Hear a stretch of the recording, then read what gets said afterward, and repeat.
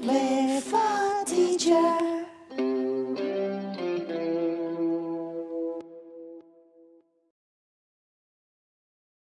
Bedroom Misses Sarp.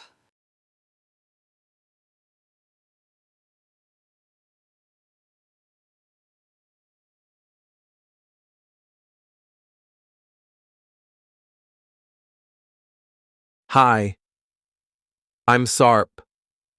I go to visit my grandma and my grandfather for summer. I stay with them for a long time, but guess what? My bedroom at home misses me. My bed says, "Hey, where is my bouncy boy? He jumps on me every morning." My pillow whispers, "No sleepy head on me. So sad." My blanket cries, "I'm cold." No one hugs me. My silly alarm clock shouts, "I don't ring! Nobody needs me now." My lamp says, "It's too dark. Sarp, read a book with me."